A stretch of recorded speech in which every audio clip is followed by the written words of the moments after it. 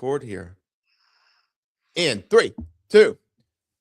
Hello, everybody, and welcome to the Pick Six podcast.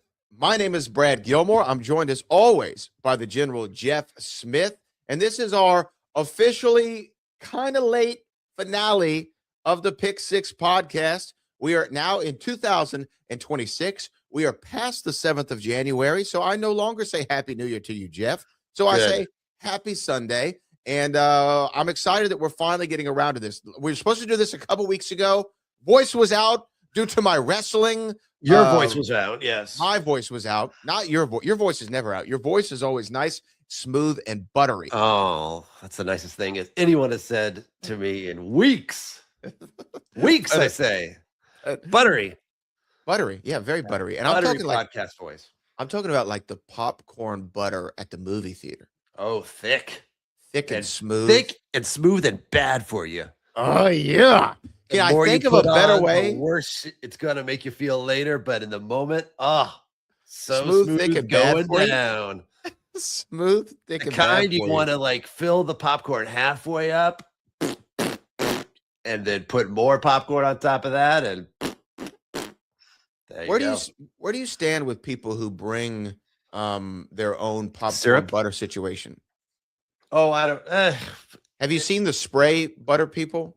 No, you know what? I worked in a movie theater for a little less than a year, and there were certainly people that had butter preference. And that's where I got the fill it up halfway, butter and then do more. That was definitely a hack on some people. I never noticed anybody bring in their own. If it's someone that I'm not going there with, I don't care. It's when I go places with somebody that brings too much of their own stuff, I think, why are we even out? Like if they bring their own mug because they prefer coffee in a mug as opposed to a place that only gives you paper cups, then just bring bring your own syrup to the diner for pancakes, I guess, if that's fine, but it might not be allowed. The place might not allow outside condiments. You might not. First Seinfeld reference of the episode, ladies and gentlemen. Do you know what the number one condiment is? Is salsa. Well, you know why? Because people like to say salsa. Yes, this should be the show. It is the show. I guess actually this is the show. This technically is the show. Oh, we're starting strong, everybody. Real strong, man. We're here to talk about. We're just gonna recreate Seinfeld, everybody. Sorry if you wanted to hear about Lost in Translation from 2003. We are here to talk about 2003's Sofia Coppola, Lost in Translation. Right? That's what we're here to do. That's what we're here to talk about, starring Bill Murray and a young Scarlett Johansson. Very young. Very young. Very young Scarlett Johansson. And we'll get into all of that. But I guess my question to start off, Jeff, why Lost in Translation? Why is this the movie to end season 1 of Pick Six? Yes, it is my pick. It is my final pick. I've always liked this movie. I think it's a very simple movie. I could relate to it at many times in my life. Just the part about feeling lost and trying to figure out how you're going to get to your next step. So I can definitely revisit this movie over and over again. And I just appreciate that it's a movie that shows the confusion and the loneliness that can happen at any age. And this movie shows you a very young, she's 17 in real life, Scarlett Johansson, but I don't think she's supposed to be 17. A young, newlywed version of someone who thinks, oh, maybe I made the wrong choice in life, versus middle-aged Bill Murray, who used to be successful and now is looking back at the choices he made. And how sometimes when you're in the middle of all this, you can feel very lonely and think, you look around, it feels like everybody else has got life figured out. And the comfort that you have when you meet somebody, even just for a few days in a foreign country, that also kind of feels the same thing. So it's a movie that makes you, at least for me, makes me not feel alone in the chaos of life, or Japan. Well, yes. Or Japan of 2003. First of all, I did not know that Scarlett Jo was 17 in real life when she was filming it. Yeah. Did not know that. Well, it depends on how you look at the movie. One could say that can strengthen the non-romantic part of the relationship. That Well, yeah. it shouldn't be romantic from the beginning. Look at these two. That's not what this movie is. Just if you even see them together, and to me, it is not that kind of romantic movie, and it doesn't. The closest it gets at the end is that he gives her a pretty big fat one on the lips, an unscripted fat one on the lips. But other than that, it is just it kind of gets teased a lot in the movie, that a lot of moments where they're kind of going to each other's rooms and nothing happens, because I think that's a trick that young little Sofia Coppola is doing, because you think, oh, here we go, it's going to go into that trope, and it doesn't. But yeah, it is. I wish she wasn't 17, but she was. Well, like, okay. First off, even starting off, the first shot of the movie, It is her butt. Yeah, her butt. It's her butt. It's her butt. In the opening credits. We assume. We don't know if it's a double. Yeah, could be a double. I hope be a it's butt a double. double. Butt double. Yeah. There's a lot of butt doubles in Hollywood, right? And that's like a big thing. Timothy Chalamet did not want a butt double for Marty Supreme. Have you seen Marty Supreme? No. Okay. But Do you like the Safdies? So I like what? Do you like the Safdie brothers, the directors? Oh yeah, Uncut and male nudity. So either that's good. Okay, there you go. I'm in. So I will say this movie I've heard of forever. Like I've always remembered. I remember it had a lot of awards.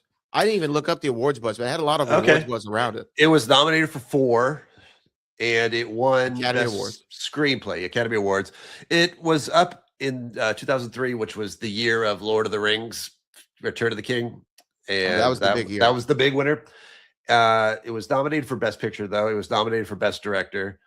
It was nominated for Best Screenplay, which it won, original screenplay, and it was nominated for Best Actor, Bill Murray, who was favored to win, but did not. And that year it went to Sean Penn in Mystic River. Whoa. Yeah. That was a weird year, though, because that was also the year Johnny Depp was nominated for playing Captain Jack Sparrow for Pirates of the Caribbean. First Pirates. Yeah. Okay, so I do the other remember two, I think, were Jude Law and Ben Kingsley for blah, blah, blah, blah, blah, blah. Yeah, well, here's the thing. When's the last time you watched the first Pirates? It's been quite a while. He's excellent.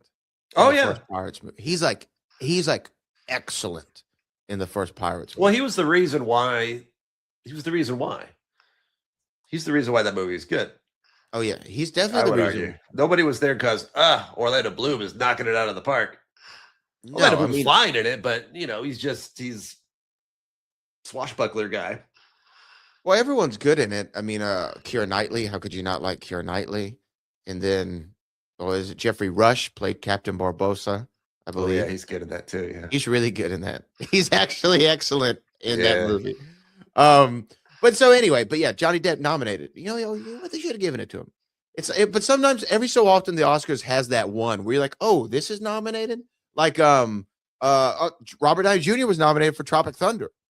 It's usually a supporting part, and actually, I'm surprised that Johnny Depp wasn't nominated for supporting, because really, Captain Jack in the first movie is not the main character. He's just kind of the funny Han Solo that pops in and out, and then as they do, they realize, ooh, Fonzie's very popular. Let's make Happy Days all about Fonzie. Yeah, sorry, Potsy. Yeah, Potsy, and unfortunately, Orlando was Potsy. Who else was like a random Oscar nom? I would say, is the number one of all time Marissa Tomei? Marissa Tomei, my cousin Vinny. Didn't you already watch that? You've stopped watching it. You're making me jealous. You're making me jealous. Directed by Jonathan Lynn. Jonathan Lynn, going back to Clue.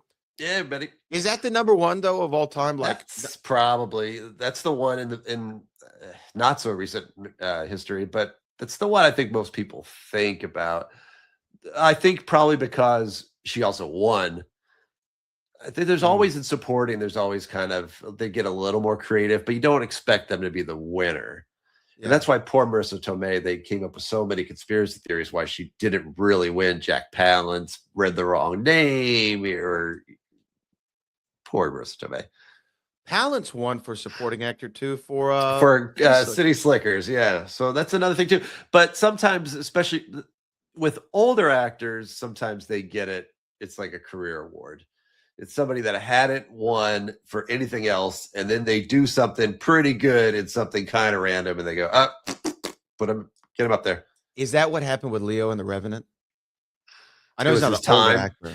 I think it happens also with some, like The Departed is great. Scorsese, not his best, should have won it for other things. Yeah. And I think when this one came up, they went, okay, it's Scorsese time. I think Spielberg probably won for that reason. I think what did he win for? He eventually was it Private Ryan? Saving Private Ryan. Well, that's a good one. No, Schindler's List. No, he deserved it for Schindler's List. But I think he was also up for Private Ryan. Zemeckis. Did he win? Did Zemeckis win for Forrest Gump? Did he win for Forrest? I know Forrest Gump won. Oh yeah, Gump. Right? Oh yeah, because Gump was it was all Gump that year. And he won over Pulp Fiction. Tarantino, yeah. Big controversy. Oh yeah. Well, Tarantino, he's a big fan of all actors. So I'm sure he was Paul Dano, happy especially. Paul Dano. Owen Wilson. Who doesn't love Owen Wilson? Wilson, Matthew Lillard. He's really hitting up. You know what? I've interviewed both Owen Wilson and Matthew Lillard. Great people. Great interviews. Good. Wow. Let's go back to Lost in Translation. Ka-chow, yes. So speaking of movie stars, I'd always heard this movie. And you know what's weird? You know how sometimes you haven't seen a film, but you know a particular image from it? Like you just know an image. So Bill Murray and Scarlett Joe with the short pink wig is something that I had seen a bunch. I don't know if it was from the award season at the time, or this is just a known part of the film, or it was part of somebody's calling me, or what have you. It's Lydia. But I remember that. So yeah. That's really the only thing that stuck out about this movie. I remember there was awards conversations, and I remember the pink wig. So did you see this in theaters? Yeah, I saw this in theaters, and so this was 2003, and I liked it fine. I thought it was good. I've always been a Bill Murray fan, so this was a different kind of Bill Murray. But I thought this was kind of the perfect Bill Murray. This is the kind of the Bill Murray that you would see on talk shows, where he is funny, but also could be serious. And he just seemed like he was almost playing himself to a degree. And then I actually did end up taking, the only time I've been outside of the United States, I did take a trip to Japan. And I was fortunate that I went with somebody who had lived in Japan for a while, so I wasn't totally lost. But I appreciated the movie on a different level then, because I did feel that feeling of being on a completely different planet, because it is just so different it's louder, it's brighter, it's the culture so different, the language is so different. It's hard to, it's not my speed. It's super fast, and it can be very confusing if you're not ready for it. And I was there for 2 weeks, and kind of like the movie, the first week I wanted to get out of there as fast as possible. I just felt uncomfortable. I felt like it wasn't built, or I don't want to say it wasn't built for me, because that makes me like the main character. I just did feel like I feel too tall and too awkward and too weird to be here. I feel out of place. And then by the second week, I didn't want to leave, because I had kind of figured it out and figured out how wonderful it was. And then thought it was great. But so then when I watched Lost in Translation again, and I can recognize places and recognize the feeling and recognize when Bill Murray just kind of has this look of stunned bewilderment as he looks around and just trying to get through.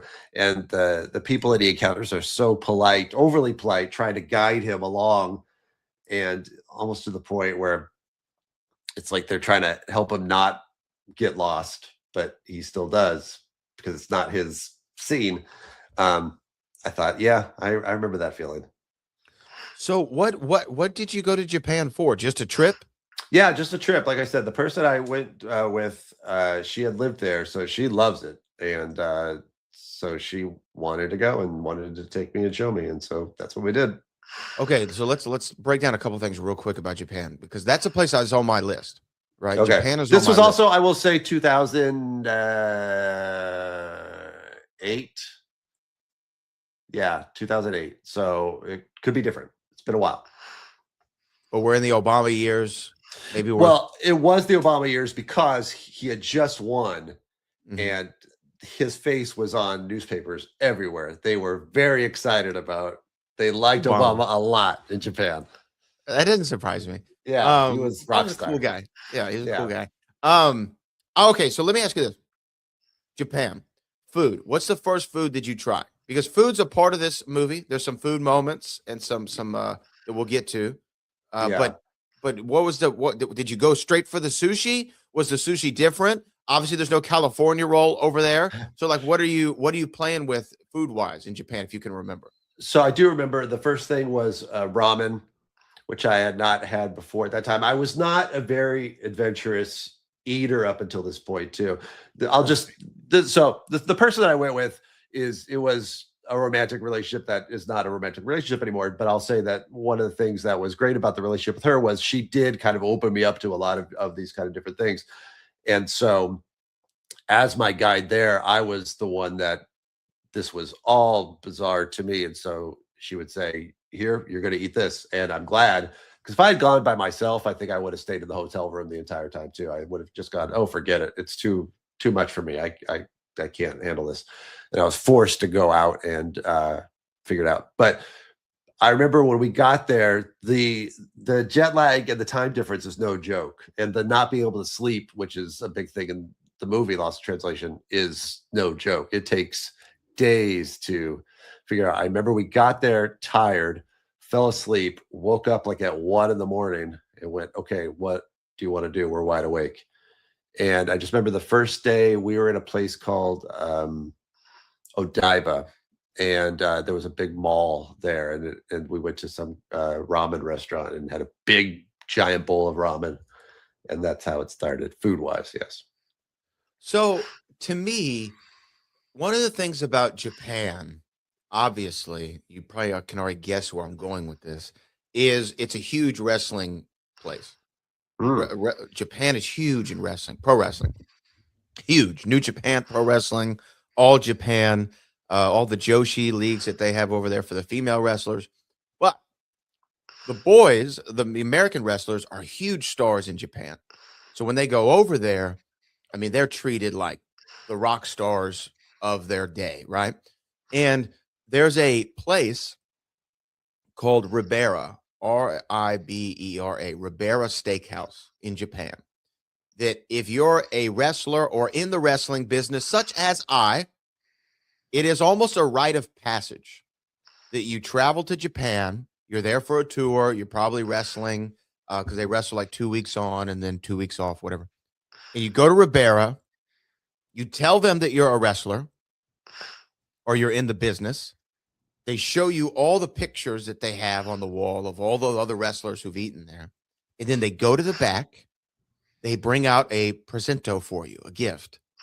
And the gift is a satin jacket that says Ribera Steakhouse. And it's always a loud primary color like red, blue. Sometimes it's silver, but it's a very primary color, big, loud jacket. And that is what they give to anybody in the business. So the boys, when they go over there, when they come back, the conversation in the locker room, which I've had several times, is, hey, did you get the jacket?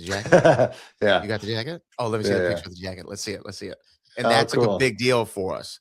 So that's really the primary reason I want to Oh, go you just want a Japan. jacket. Okay. It's because I want the Ribera jacket. All right. And I could buy one on eBay. I almost bought one on eBay one No. time, and then I said, no, I can't do that. No. I'm cheating.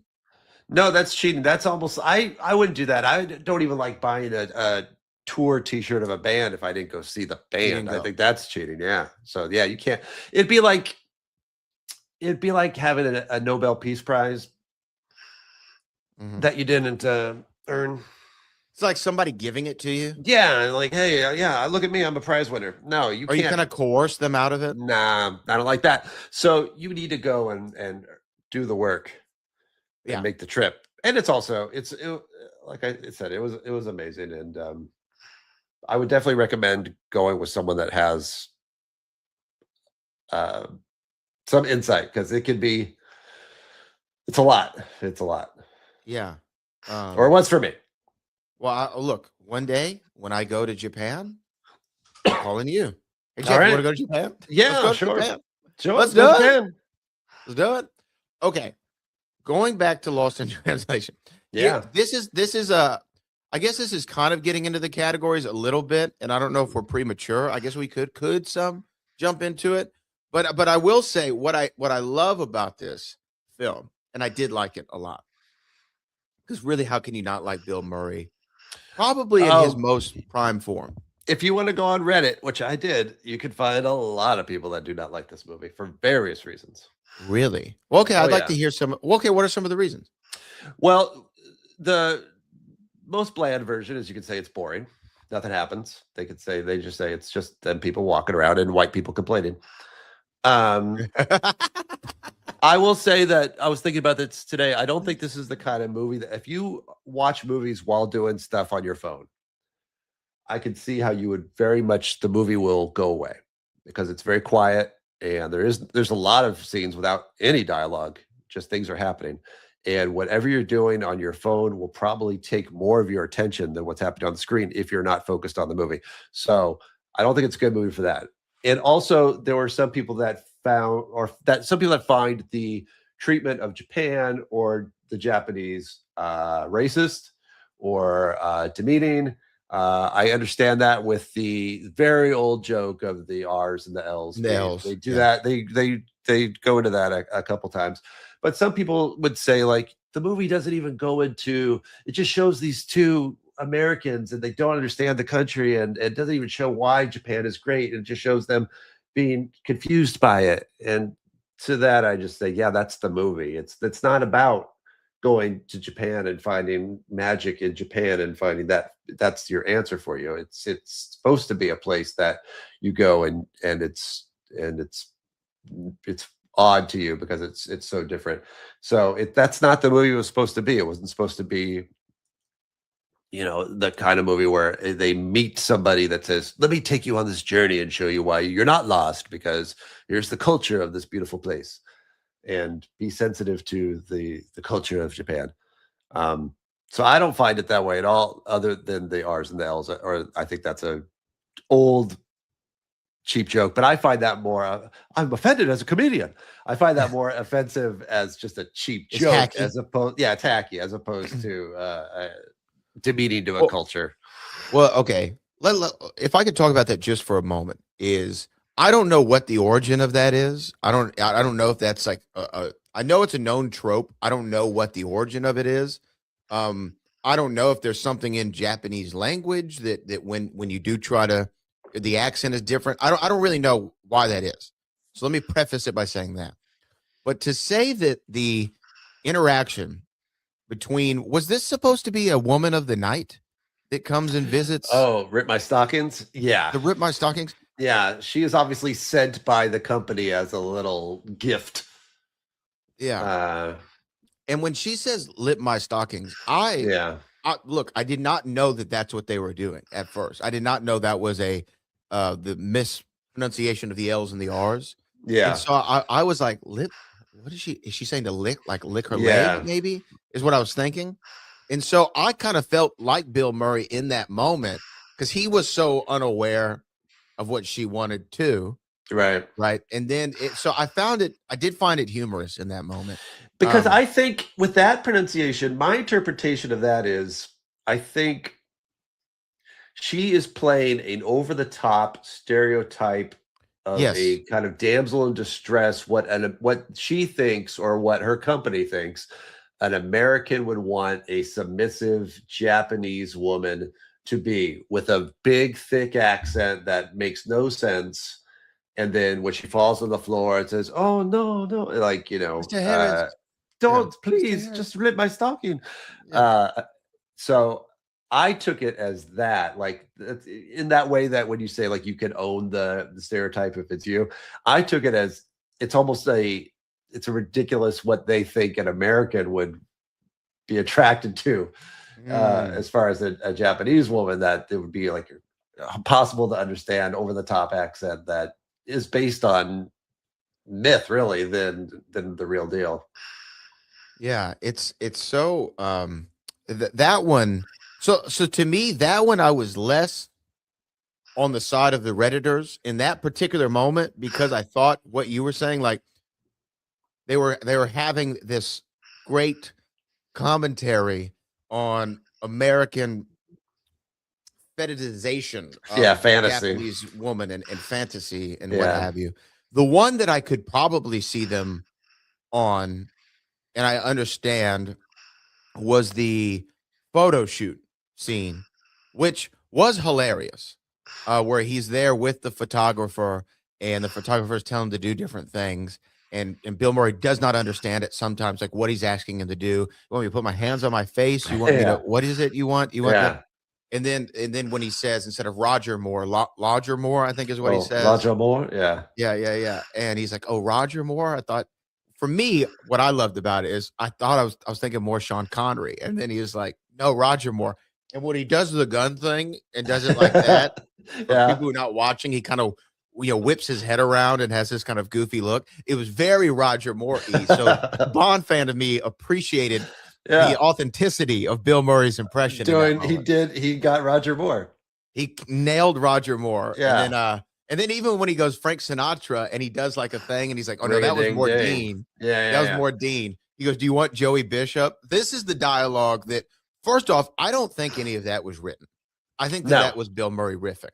No, Uh, in fact, I know that a lot of the scenes for the commercial, for the photo shoot, for the talk show that he goes on later the is Johnny not Carson of scripted. Japan. Yeah, Matteo, Yeah, yeah, which I Johnny love as Carson of well. Japan. Yeah. Yeah, it's a big honor to be on his show.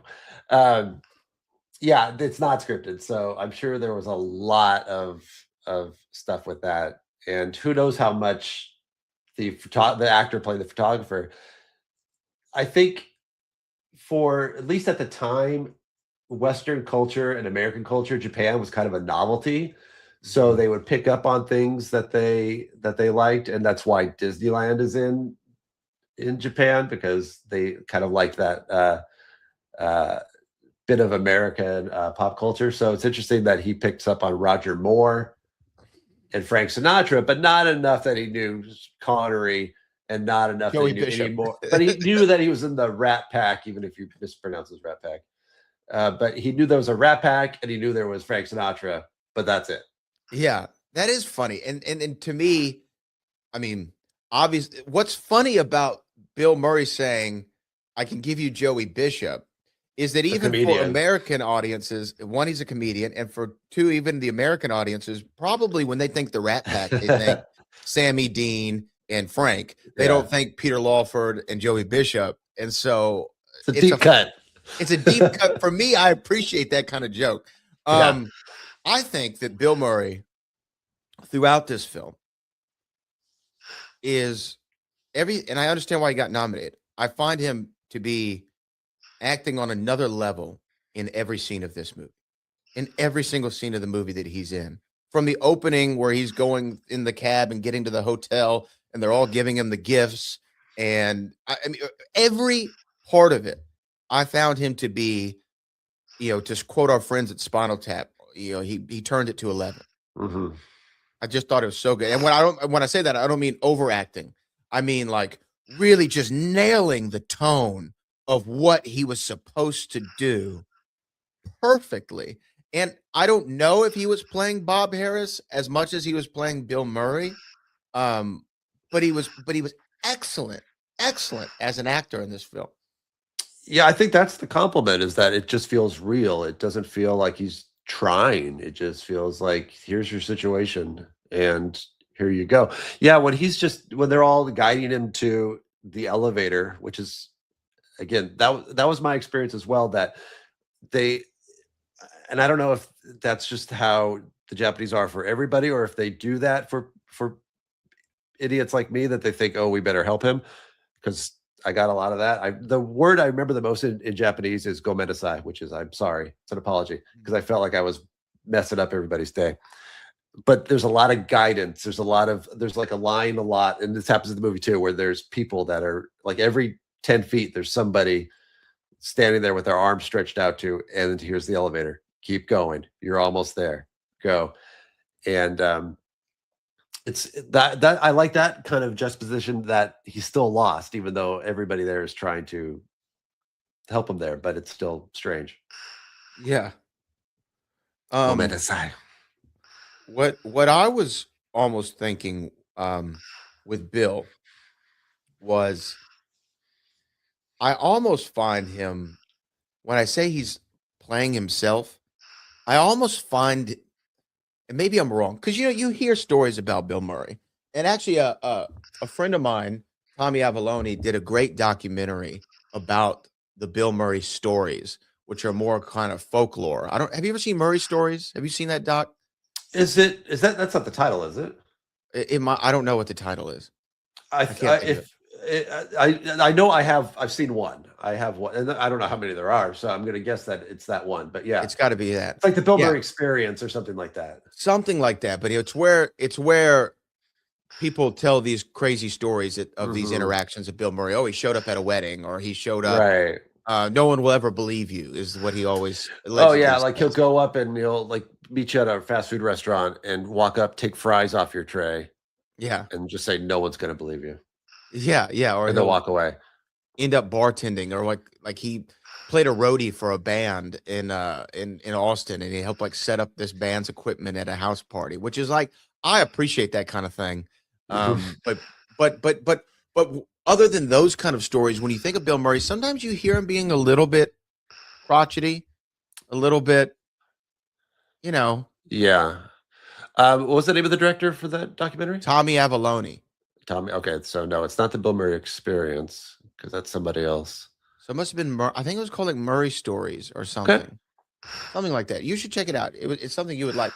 Tommy, by the way, shout out to my guy Tommy Avalone. He also did a documentary about Barney, The the dinosaur. dinosaur? Oh.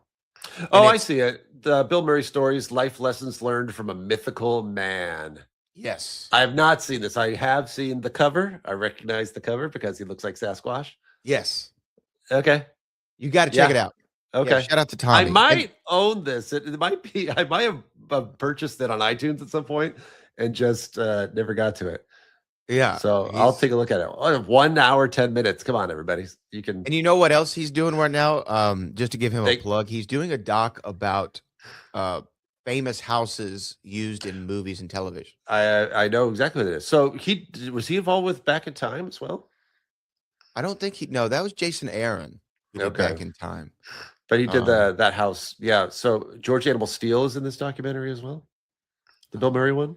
Yeah. Yeah. Thanks to George the Animal Steel. Yeah. All right. Sounds good. Tommy also did one called I Am Santa Claus about Mick Foley being Santa Claus. Mick Foley's the wrestler. I was gonna do that. Yeah. Good call. Back to the movie. Yes. So Bill Murray, yeah, I know he can be prickly, and you can ask Lucy Liu about that. You can ask Seth Green about that. You can ask. Well, when we get to the trivia or Category, believe this happened category, that's kind of, is Bill Murray going to show up to do Lost in Translation or not? Well, so I mean, for people who don't know, if you're listening to the show, you probably know a lot about Bill Murray. But Bill Murray rose prominence SNL, replaced Chevy Chase, right? Or when I say replaced, Chevy left the show after one season. Yeah. And then Bill Murray came in. And I think there was heat between them for a long time. They did Caddyshack together. I think they got into a fist fight at one point. When Chevy came to host, they got into a physical fight. Although Bill Murray I think he was on Howard Stern, and he told the story of the fight.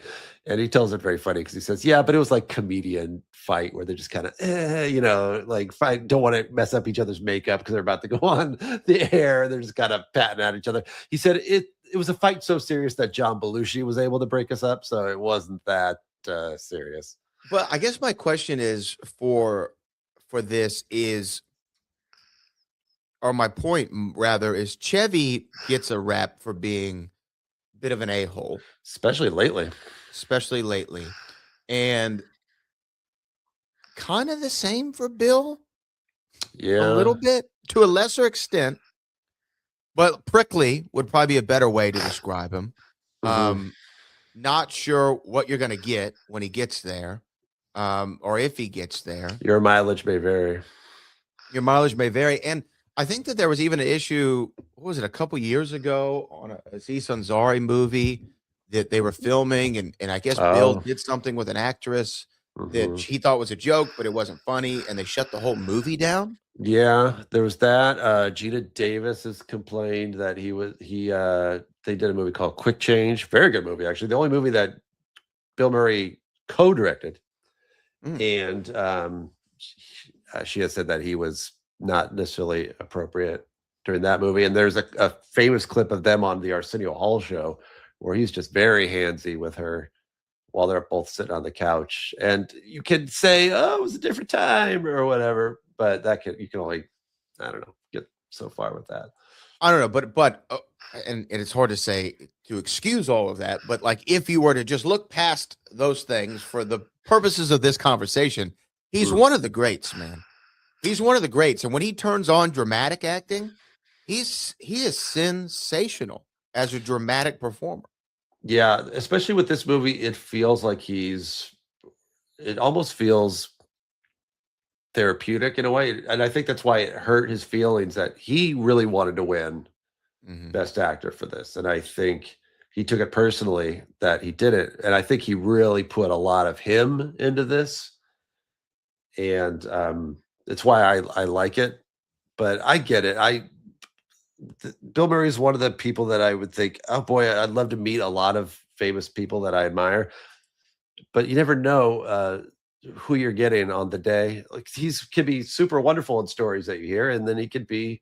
I think he's gotten better now. I think he's kind of been down a few. He's been called out and held accountable and had to reassess Yeah. who he was and where he's been. I think he's learned lessons in a way maybe Chevy Chase is not, because Chevy Chase still thinks that, hey, well, everybody needs to lighten up. I don't think he could say it that clearly, but without his teeth rattling. But I think Bill Murray has been through it, and he sees the error of his ways. Now, let me ask you, it might be an obvious question, and then we'll move on to the next topic. But Yeah. were or are you, and I think I know the answer to this, more of a Bill Murray guy or a Chevy Chase guy? I find them very different, actually. I think a lot of people may just generally think of them similar, but I do like Bill Murray when he plays the a-hole in Scrooged Yes. or any of those characters Or that Groundhog's Day. never Groundhog Day. I like the ones that don't learn a lesson. Kingpin. I like the arrogant, like Kingpin. My favorite line. I'm not even a huge Kingpin fan, but I love, and I'm sure this is a improv An ad lib? where an ad lib, yeah, where he's in the scene where he looks over, there's two women, and he says hi, and the other woman says hi. He goes, not you, and then he looks at the other woman, hi. I just think that's so good. He's what a jerk. So I like jerk Bill Murray. Chevy Chase, I like stupid Chevy Chase. I think when he's jerk Chevy Chase, I think, oh, what a jerk. So I don't want to hang out with. I like Griswold Chevy Chase. I don't like. As much as I do like Fletch, but Fletch actually even grades on me a little bit, where I just think this guy is. I don't. He's a little too cocksure, right? Yeah, he shouldn't get away with everything he gets away with in Fletch. He doesn't ever. His disguises aren't that good, and his names are not that great.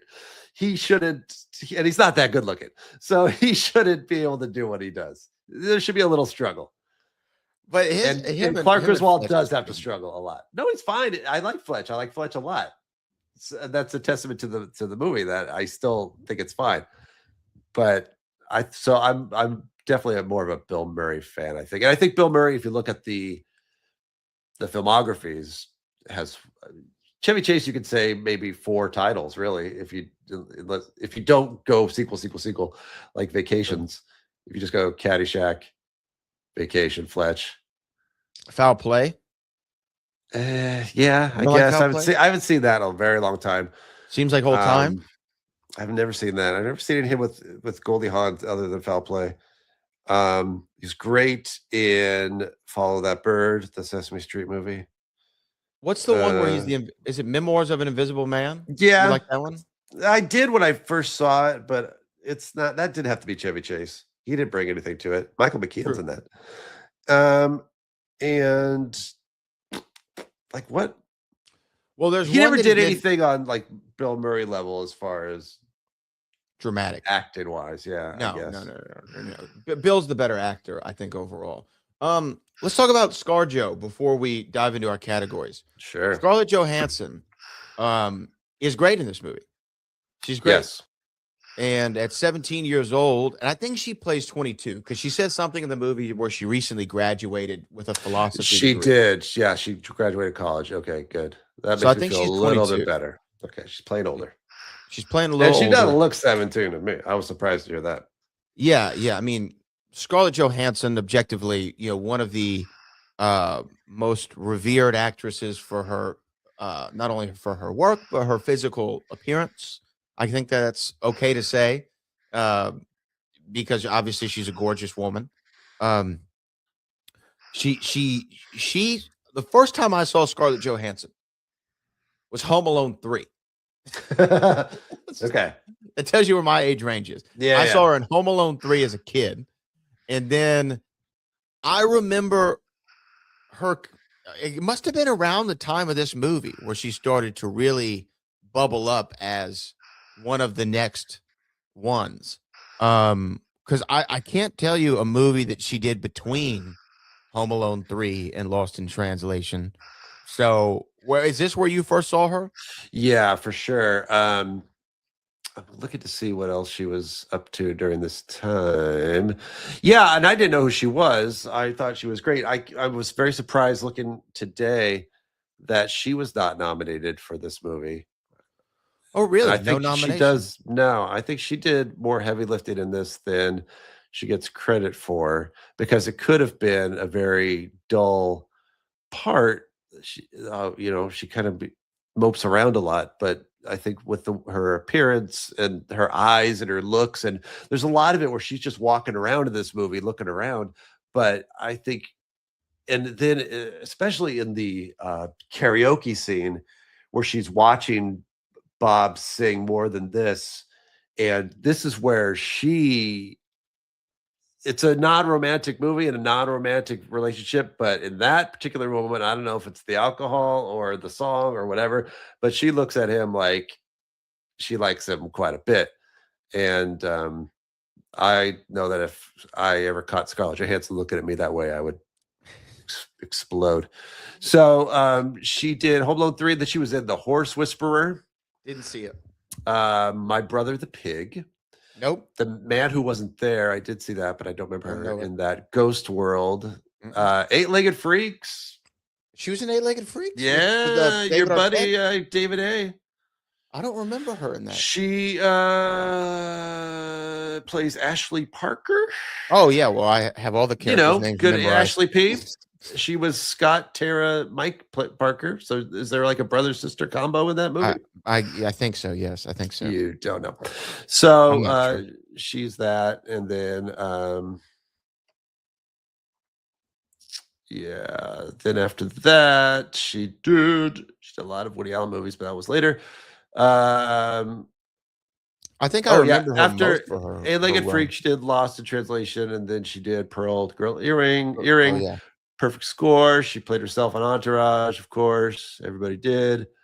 And then she was on The Island. She's Match Point. That was her first Woody Allen movie. Scoop, Black Dahlia, Prestige. I just watched The Prestige for the first time. That was almost a Pick Six. I watched it adjacent. I watched the Pick Six adjacent. And did you like it? I did. Now, I had mentioned, maybe it was to you off mic, I had said that I knew the twist. So I'll ask you off mic, because I want to know when you knew what the twist was. Because to me, knowing the twist, I think they set it up a lot in that movie. And like the little kid says when the bird disappears, he goes, "Where's his brother?" I'm like, sweet Jesus, where is his brother? I didn't know the But twist. I didn't know it. okay, So the movie was amazing to me okay. when the twist came. I enjoyed it backwards in that way. I enjoyed it like, okay, let's see how they do it, which I don't mind. That's why I don't mind necessarily David spoilers. Bowie, great in that movie. Ooh, very good in that movie. Yeah. And you realize that people say when David Bowie passed away, that's when the world really got weird. I agree. So it's all David Bowie's fault. It's all David Bowie's fault. Yep. Well, okay, look, you know what? I think we're like teetering here on getting into the categories. So let's go into them, and then I'm sure we'll pick up more of this conversation about ScarJo. And I have a Sofia Coppola question for you too. So let's go though. Scene Stealer Crown. Is it hard to not give it to Bill Murray as Bob Harris? It would be very difficult to do that. I have when I get to Cameo Queen, I have like a favorite character in this that's not in it as much. And but we'll get to that. But yeah, Bill Murray is just, Sofia Coppola said that if Bill Murray didn't show up, she wouldn't do this movie. And I can't picture anybody else doing this movie. Whoever else showed up to play Bob Harris, it would have been 100% different. Okay, wait, let's stop for a second. Who else in that time in 03? Nicholson or Denzel? Well, I know we're going to get into Nicholson and Denzel, but let's put them on the side for just a moment. Who else could have played this part in 03? So kind of an aging star. Well, let's go to the other nominees for Best Actor that year. Could Sean Penn have done it? Too young, right? Could Johnny Depp have done it? Too young, and you would just know she liked him because he was Johnny Depp. I would dismiss that as physical attraction. Here's an odd take, and go with me on this. I always do. Bruce Willis. Bruce Willis to me is too smug. Too smug, because I could see him in the scenes when they're doing the shoot, when they're doing the commercial shoot and doing the photo shoot. I could see him really nailing the "I don't want to be here" moment. I guess later in life, but I'm picturing him in Death Becomes Her, and I don't like him in Death Becomes Her. I don't buy him in Death Becomes Her. I don't think he's a good schlub. I think originally when I heard that Kevin Kline was originally going to be that part, I thought, oh, that's great. But Kevin Kline wanted too much money. And so they offered it to Bruce Willis, so they paid more money than Kevin Kline. I don't buy him as a schlub, especially back then, and especially not in 2003. Now it's totally different. Well, now's a different issue, but yeah. Yeah. I don't buy him as down on his luck ever. Okay. He's got it together. He's John McClane. For me, he's John McClane or he's David Addison in Moonlighting. He's just never someone that I think Bruce Willis doesn't at that time never felt, wow, what am I going to do? He's good looking. He's cool. He doesn't look like someone that is having trouble. So, okay. Who else could have done it? Who else that's like an aging Chevy Chase? Chevy could have done it. No, I think it's hard to predict. I'm just trying to go through the usual suspects back then. I don't see Steve Martin doing it. Mel Gibson? I think if you're too good looking, and that's, I'm sorry. And this is you're gonna take this personally, Brad, but you're gonna have to go with me on this. If you're too good looking, Brad Gilmore, it doesn't work because people just like you, Brad, because you're a good looking guy. And it's not it's not the substance of your character or what you bring as a human to someone that is feeling like they need a companion, and they'll take anybody at that point that speaks their language. And then they find through conversation that you do have similarities. But if it's just someone with great hair and a nice suit. Okay, so Mel Gibson. I couldn't have played this role. I could, according to you. Of the two of us, I think we're gonna cast Jeff Smith. I think it might have been me. Although this was 23 years ago. So oh man, okay, quite that's gonna old bother enough. me that I can't think of a What about Ricky Gervais now? now. Yeah. Gervais now? He could play a sad. Did you watch Afterlife on Netflix? No. Ooh, that's a sad one.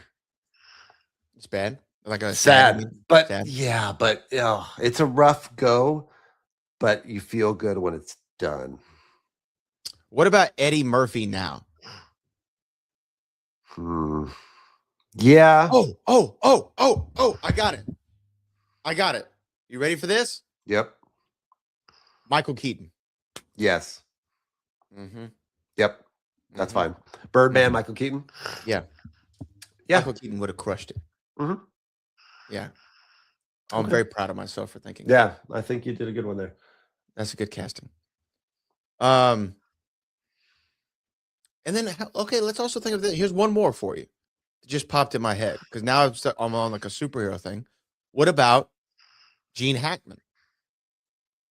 Was he too old? He would have been too old then. What about going to Superman? What about like Robert Downey Jr. now? Is he too good looking? I think Robert Downey Jr. is a handsome man. He is. And he's Iron Man and she's Black Widow. Ooh. Oh, they already did this movie. Is Iron Man 2? No. Iron Man 2 in Japan. Iron Man 2 in Japan. Okay. So yeah, Bill Murray's the best part of this movie. So when you go cameo King or Queen, I think I know who you're going to pick. Well, there's not that many characters. It's Anna Faris. Yeah, I love Anna Faris for this. She's got some of my favorite quotes. She's just so stupid. I love her so much. And when I watched this again recently, I loved when she came every time she was back. She's only in, I think, 3 scenes. Yeah. I was so happy because I hate her for Scarlett Johansson. I hate her.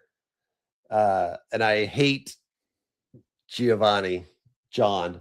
Yeah. I hate him for liking her more than Scarlett, which he does. It's obvious. But she's just so good as just Hollywood dumb. And do you know who the rumor is who she's playing is? Because I can't believe we haven't talked about this yet to this point. But basically, Lost in Translation, Sofia Coppola was married to Spike Jonze. Right. Director Spike Jonze. And actually, they were married while they were filming this movie, which to me is extremely awkward. If you watch the behind the scenes on the DVD, if you have a DVD, it's on YouTube as well. A lot of the camera work behind the scenes is you can hear Spike Jonze's voice. He's filming it. The character of John is very obviously based on Spike Jonze. He's a photographer taking pictures of a band. Spike Jonze, before he made movies, made a lot of music videos. Scarlett Johansson is obviously Sofia Coppola before she became Sofia Coppola. Bill Murray, I don't think is really anybody in particular, but it's rumored that because Sofia Coppola's father is famously Francis Ford Coppola, he's worked with a lot of older actors, and some of them even did do Centauri commercials in Japan. Mickey Rourke, Sean Connery, previously mentioned. So it's interesting that they mentioned Bond did Centauri commercials, but there's really no like real person that's based on. It's probably more just of a feeling of when she was feeling lost and empty, she wishes somebody was there to help her along. But so Spike Jonze is John. Spike Jonze directed Being John Malkovich, which one of the cast members is Cameron Diaz. Right. It is rumored that Anna Faris is doing a not so flattering impression of Cameron Diaz. Whoa. I could see it. Yeah. She denies it. Sofia Coppola denies it. And so would I. But so would I. I don't mind thinking that. And I think that like when she's doing the junket. The junket's hilarious. Oh, I knew you would like that part because hilarious. It's just the stupid empty question, empty answer. What was it like working with Keanu Reeves? Well, we both like Mexican food. Yeah, we both have karate. Dogs. We both live in LA. And we like Mexican food and karate, and everybody laughs because she panders to karate. The silly American blonde girl. Yeah, love it. You know what's interesting too? Also, even though it was a Roger Moore Bond, there's another Bond reference in this movie. Do you know it? Okay. No. It's with Anna Faris. She sings "Nobody Does It Better." Oh, she's thinking Nobody Does It Better. Yes, that's right. Which is Mhm. Roger Moore, right? It's Roger Moore's "Spy Who Loved Me." Yeah. Carly Simon. That's right. I did. Yeah, I have that written down too. I'm so dumb. But yes. She's great. She was my cameo queen as well because Yeah. she's so funny in this movie. I mean, you could say Giovanni Ribisi, but you know, He's not in it much, and he does a good job of being just a douche. yeah, he's a real prick. Who is it though? One of the funny scenes in the movie, he's talking. It's one of his friends talking to Scarlett Johansson when they're at the bar. The DJ? And the DJ. Yeah. And he's like, and I put more into it, you know. I put a delay on it. I did a delay on it. You know what I'm saying? And she says, no. No, I don't. And he says, You don't listen to hip hop. Yeah. No, I taught myself because I've watched this movie so many times. I taught myself how to do that. It's a From great that guy because it's great. not easy to do. It's not. I'm actually very impressed. You Thank pulled you. it off, And in I a great haven't- syncopated rhythm. I've never had to use that. Like I taught Until just myself now. and didn't know why. Probably 20 years ago. I went, I hope this becomes necessary. And here we are, pick 6. Better with Jack or Denzel. I think it's Jack. Yeah. Denzel too handsome, and then this 03, Denzel was pitching 99 miles an hour. You know what I mean? Like as far as he was prime, he was good looking. Yeah, so I think that we have to go with that one. I could see sad Jack Nicholson too, and I don't think in 2003 Jack Nicholson. I don't think Jack Nicholson ever been washed up, but I think he can play washed up. He can play washed up. You know, like Jack Nicholson in what is that movie? The Witches of Eastwick. Yeah, Is he supposed to be the devil in that movie? yeah, he's the devil. He's the devil. Like that kind of vibe I could see, not really devilly, but like he just seemed like such a sad sack at certain moments in that movie when he wants it. I think he wants to bang Cher or something, and he just looks so depraved and desperate, and his hair's all a tiff. Yeah, yeah. That What? image is what comes to my head. And then what if it had been Jack Nicholson at the end? You realize that he was the devil in Lost in Translation, and the devil was like keeping her occupied, and then he realized, oh, she's too good, and he lets her It's actually go. not bad. He lets her go. He doesn't take her soul. It's actually not bad. All right, everybody, that's a freebie. Yeah, but Denzel doesn't work in this movie. Not that he couldn't play it, but it just doesn't. It just doesn't seem right. Okay, you made reference to this. This is the Great Scott moment of the movie. You made reference to this, and I was on board. Not having ever seen this movie, I felt, oh, this is like a platonic friendship that they're having. There's such a huge age gap. They're both married. There doesn't seem to be a sexual chemistry, but there seems to be a I don't know, almost I wouldn't say a familial relationship, but just like a very interesting companionship with these two people. The only reason that they're together throughout the movie is that they're two Americans in Japan, right? But the kiss on the lips, Yeah, it felt out of left field for me. yeah. And then you saying that it was an improv or Mhm. whatever Yeah. it was, Mhm. makes sense because it just doesn't. It's the one part of this movie that I actually have a bit of a problem with. Yeah, he kisses her on the cheek afterwards. I watched it again today, right before we did this, because I wanted to see that part again because I can see some people maybe watch this movie that maybe they wanted that to happen. There's some people that just they want their romance in movies to be romantic. They wanted Kylo Ren and Rey to kiss, and most people didn't. And when they did, you're like, ugh, give me a break. Yeah, but they did, and so this is exactly the same thing. just so like I don't we're know just when leaning into it. We're just giving the people what they want. And so then the kiss on the cheek is almost like, and you're just a kid. But I wish that it wasn't there, because I think one of the most sweet things and romantic things, and it's as far as we needed to go, is they have a lot of scenes where they have conversations on a bed. They share a bed often in the second half, but it's their intimacy is that's where they confess a lot of their inner fears. And there's one point where they're both falling asleep, and I think he's asleep when he does it, but he touches her toe. Like his hand is next to her toe, and it just makes contact with it, and that's it.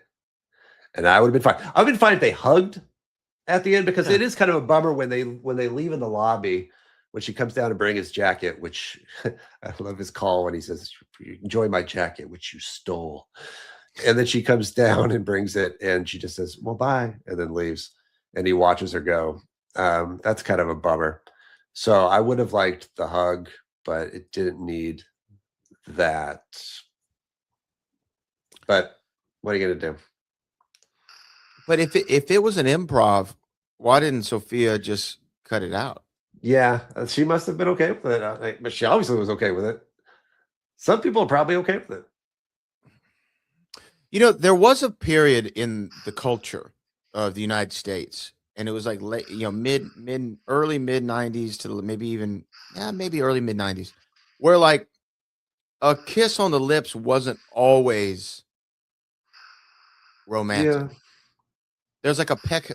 Whoa, Seinfeld, the kiss hello. Kiss hello. Yeah. There's some people that do that's greeting, and I don't get it a lot because I think I have a real standoffish kind of, you don't want to do that with me.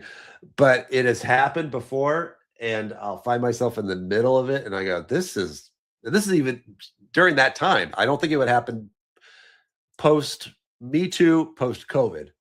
Both wonderful things to kill the kiss hello. Yes. Wonderful things in general. Wonderful things in general. COVID and Me Too. Yeah. Depending on who you ask on both of them, I guess. But yeah, there's some people that was just their thing. But it is, I don't know. The reason I wanted to watch it again is kind of, I wanted to see like how long it was, how passionate it was, what her reaction to it was. Does she act surprised? She smiles. She's happy about it, actually.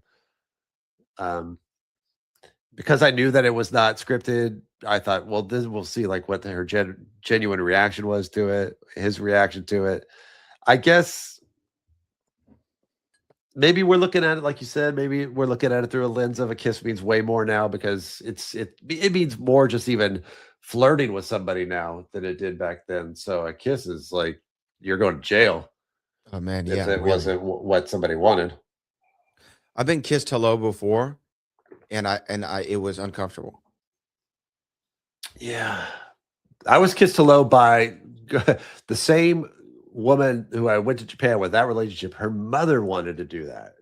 That's what happened to me. Mother-in-law? Not mother-in-law. No.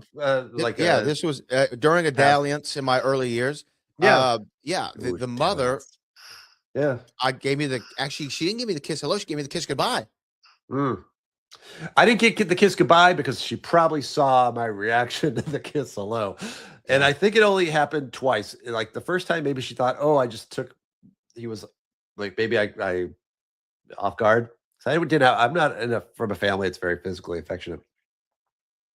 And then maybe the second time she thought, oh, that same reaction. Okay. He just doesn't care for this.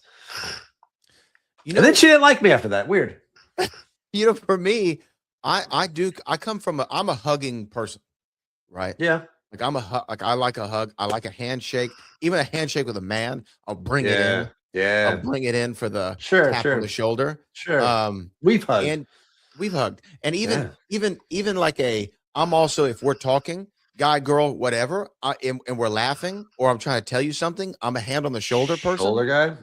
Okay. Yeah, I know. And I got to watch it. All right. Yeah. I had one person tell me, I'll never forget this so long as I live. He was another movie critic, and we're actually having a conversation somewhere, and we were talking about Fletch, of all things, which is something I talk about all the time. And I put my hand on his shoulder, and I said, who could play Fletch today?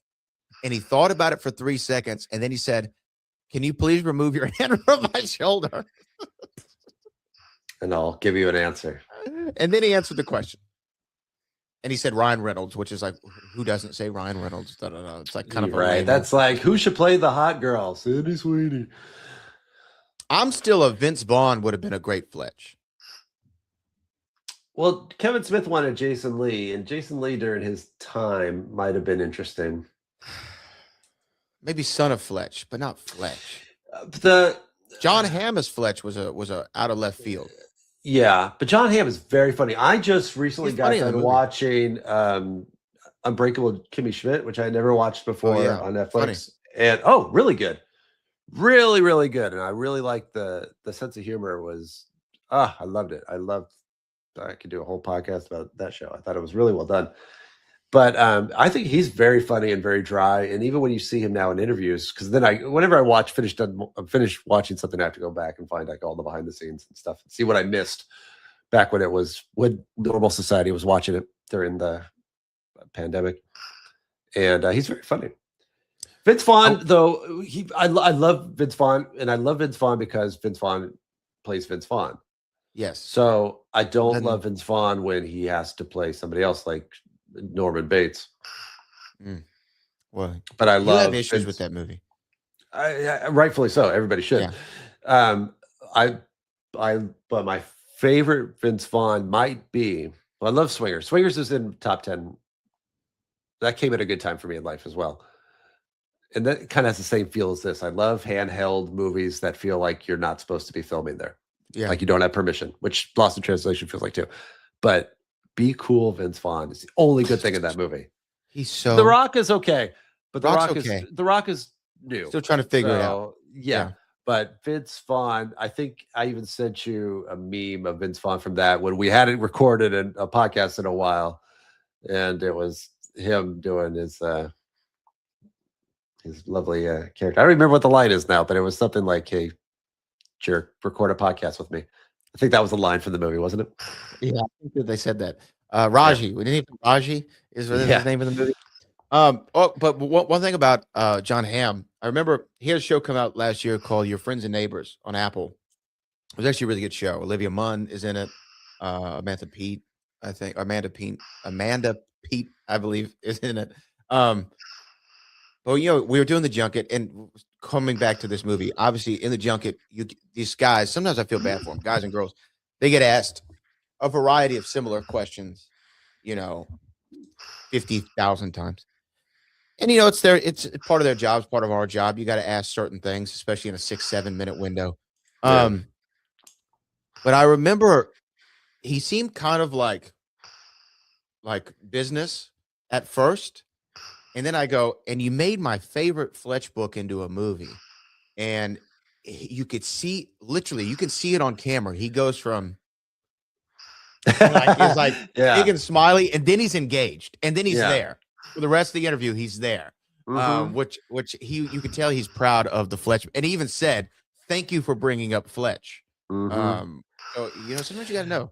Well, I'm going to polish Brad's knob for a little bit on that because Brad is a very good interviewer, and I've seen the footage of you interview people like the full 6 minutes before, and that is not the first time that's happened. I think the testament of how much effort you put into the questions to make them unique and to get something out of them that's unique is your interview with Kevin Costner, who can, speaking of someone that can be prickly, he warmed up to you so much that you guys basically had a conversation that seemed like it went over the time you're supposed to do. It did. And I remember afterwards thinking, I don't know what your soundbite is going to be from this 8 minutes or whatever, because you weren't talking in sound bites anymore. And those guys, they're trained in knowing how to speak in a good soundbite. I remember when I interviewed Michael McKeon for the Clue documentary, I was impressed with how he tied things back into Clue. Like it wasn't just, I thought we were having a conversation when he's talking about, oh, here's my history with the credibility gap. By the time Clue rolled around, I'm like, oh, I'm dealing with a professional here, because I just thought I'd have to steer him there. And he knew what he was doing. But your conversation with Kevin Costner and also with people like Billy Zane, I've seen you do interviews with, and John Hamm as well, is that you come in not like, you've seen it, the movie that they're promoting. It's obvious from your question that you've seen the movie that they're promoting, and it's not just checklist. Like, it's not the same two questions that you ask everybody. What's it like working with Keanu Reeves? It's it's genuine. So no wonder they light up. Anyway, Well, thank you for that's saying the that. knob polishing on Thank you for the the knob segment polish. of Pick Six. What's your great Scott moment? I just love the commercial and the photo shoot. I think those two scenes, I like that they're early, and I like that they set the tone on poor. That's what Bill or Bob is getting paid $2 million to do, and he's just a prop. And he's going back to what we were saying about how sometimes in Japan they liked having American actors to do these things. He's washed up in a way that sometimes baseball players go to play in Japan, or wrestlers go to be in Japan, is when they're kind of at the end of their career here, they find that they're appreciated somewhere else, and that's where he went. But you kind of know, it's like when actors go on Dancing with the Stars, they kind of know this isn't on the way up. This is on the way down. A job's a job. Yeah. And I think it's very funny, and I like all the dialogue. I like it's an old joke, but I do like the director that says a lot, and the translator just says, "Look to the camera and more intensity." Is that all? He goes, "Is that all he said?" It sounds like there was more. I do like also when Bill Murray's watching an old movie of himself. It's dubbed in Japanese. Yeah, with the orangutan or the chimpanzee. Yeah, yeah, and the two guys reference it earlier in the movie in the bar or what have you. Best shot fired. There's a couple. Is it when Scarlett Johansson is just alone in that hotel room window? You know what I'm talking about? Any shot where there's a few of those. Any shot where she's sitting at that window and you're looking out at the city is pretty impressive. They do it at night. They do it at day. It's pretty vast, and it's the cinematography in this movie. That's one thing that was not nominated for an Academy Award, but probably could have been. I think. Yeah, the shots of just the city, the vastness of this huge city is pretty impressive. I also like, there's just one shot. It's not even huge for like you could have cut it out and nobody would notice, but Bob goes to play golf, and and the golf course is right next to Mount Fuji, and he just hits a golf ball with Mount Fuji looming over in the background. And that's it. It's a static shot, doesn't move. He just goes, hits the ball, walks off. That's it. I have another shot that I really appreciated, which is I think it's either when he just got to the hotel, I think is when that is, when he's in the hotel, when he's in the elevator. Yeah. And I think he's going to the photo shoot. And he's in the elevator, and there's all the other Japanese guys around him, and he like towers over them at least a foot. Yeah. It just is a pretty looking shot, because everything's very brown. All their suits are brown. He's in dead center, a foot above everything. And just the way that they framed that with the colors and the selection was just really, really well done. Yeah. And it does a lot of the show don't tell part of one of these things. It's not like the other. Yes. Did you have a best shot fire? Was it the Mount Fuji or what? Yeah, or the hotel's window. Anytime that happened, it was pretty impressive. My rewind that was the karaoke night. When Bob's singing More Like This, it's like that to me is the character understanding more about himself, more about his family dynamic, how he's maybe let himself and his family down in certain moments. When he's singing to her, they have like, I feel like that's when they really, really connect. Yeah, that's the scene where I mentioned before, where she gives him that look of this guy. For me, it happened just on the most recent rewatch. I had, and I don't know why it stood out more this time, but it made me go back and watch all the times he has conversations with his wife Lydia, and when they happen in the movie. They're timed at very specific times, and even just from the ringtone that he has when she calls, it's this very frantic piano kind of sounding 2003 ringtone, but he he calls her at some point in the middle of the night after the big night out and after more than this and after he carries Charlotte to bed. And it sounds like he's trying to reconnect with her back on that old romantic way with her. And she's just not having it. And then Not towards having it. the end, he's in the pool and she calls and he's trying to talk to her about the things he wants to change in his life to feel better because he's realizing that things need to change. And he talks about how he doesn't know what it is. He says, I Yeah. want to eat healthier. I don't want to eat pasta. I want to eat more Japanese food. And unfortunately, and I'm sure Bob is no saint on living with, so it's not like she's just this terrible person, but she takes it personally already. She goes, well, you can eat that anytime you want if you just stay there. And so he's trying to reach out to her like, hey, be my partner and help me through this. And she just shuts it down. And then the only time she really calls him to put one of the kids on the phone and then to say, we'll have a good flight tomorrow is after he has the indiscretion, I guess, with the lounge singer. Oh yes. And the next morning he's walking the street and she calls him because the women always know. And it's almost like she sensed that it had happened and thought, I better call him, and sounded a little happier. Happy for her, but it just was interesting to hear they both kind of reach out and try. There's a moment where John is leaving to go do a photo shoot, and it's when he got champagne or something from the record label, yeah. and Charlotte like kisses him and tries to like kiss him long, and he's like pulling away, like she's trying too, and they both have moments. They're both trying in the relationship, I feel, because even when they meet each other in the bar at the very beginning, they're not secretive about where they are. They're not trying to impress each other. They both say that they're married, and she asks, what do you do? And he's like, I shouldn't even be here. I should be doing a play. And what do you do? I don't know. I came here with my husband, and I don't even know what I do. So they're not trying to impress each other. They're trying, but it's just they're in bad spots. What does he say? He says, I think he says, I've been married for 24 years. He goes, but you sleep a third of your life. So really it's 16. She says, and that's why I feel bad that it seems like the Bob character is kind of just surrendered to, this is what my life is. I'm going to have to travel. Maybe I will have a moment every now and then with a lounge singer.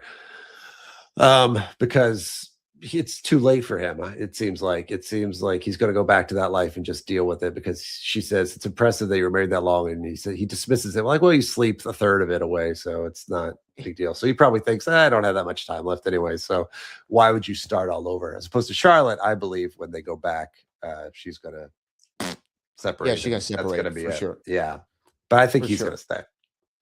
For one-liner legend, for relaxing times, make it a Suntory time.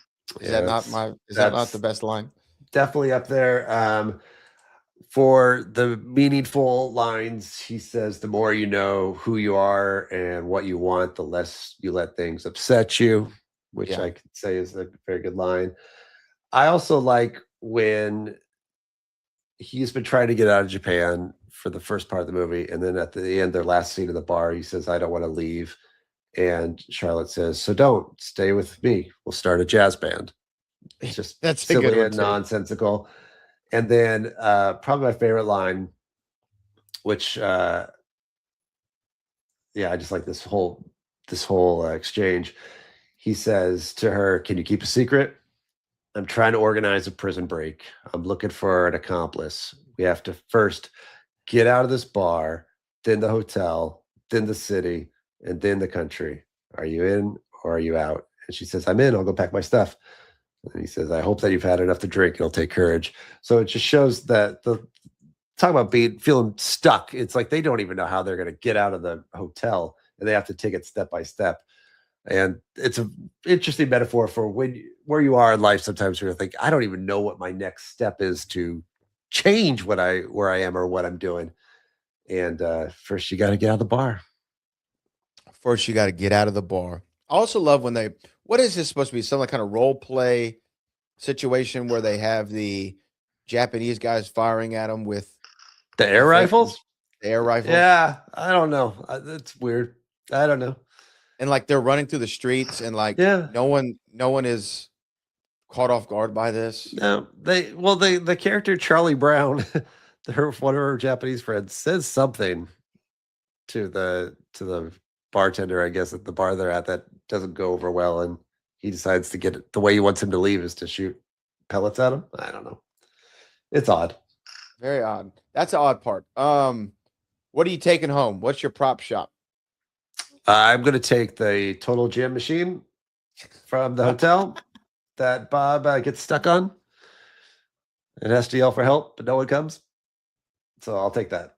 It's big. I don't know where I'm going to put it, but that'd be fun. I wanted one of those airsoft guns. Oh, yeah. That's what I wanted. You can chase somebody down. Nobody will bother you. Or if I actually do want like a real piece, and this is going to sound strange, but like it would be a nice little display item in my like movie collectible room or something, would be the pink wig. Oh, sure. That's like an iconic piece of the movie, I feel like. Okay, best use of food or drink. I love when they're at I guess it's a Korean barbecue or maybe Japanese barbecue place, and they're looking at the menu, and she goes, all of these look the same. And shabu shabu, we'll just take 2 of these. And then, what kind of restaurant makes you cook your own food? I like that whole little scene. So I like the food usage in there. The big old plate of raw meat. Yeah. That's true. I will say, obviously, Suntory whiskey is a big deal. Alcohol is huge in this movie. This is the kind of movie that makes you just want to keep drinking with no consequence. There's a lot of scenes in bars and a lot of just drinking when they're running around and drinking when they're doing karaoke, and everybody feels fine the next day. So it's a pro drinking movie, that's for sure. And smoking. Although John doesn't like that she smokes. Yes, I'm gonna stop, or I can quit. The only time he really pays attention to her. Yeah. Okay. Let's see. Plot hole, parade, float. How does let's see. Yeah. Okay. Here was mine. Here's what I had written down. To me, I was thinking about, and maybe I think you've already alluded to it, and our conversations made me realize it. Because I was like, well, how does a relationship this intimate, exist without them ever really fully crossing the line, where we could debate about the kiss as a crossing the line, but it didn't feel like a crossing the line. It just kind of felt not right for the moment. But they never sleep with each other in the physical way, right? Sleep's got nothing to do with it. How did sleep get all tied in with? Okay. But I think it's because, and I don't think it's a plot hole anymore. Because at first I was like, how is this not? Because why aren't we going the traditional way of they nail each other and then they realize something great about their life? Either they have to end a marriage, or I'm going to stay comfortable in my marriage, or whatever. Okay. But I guess it's because when you're lonely, loneliness doesn't follow the rules. You know what I mean? Like it's like, hey, yeah, I know you're married, I'm married. We're just hanging out because we're both lonely. Yeah. That's the reason we're hanging out. Right. The hole you're filling is not the traditional hole. It's something else. It's just to get through them.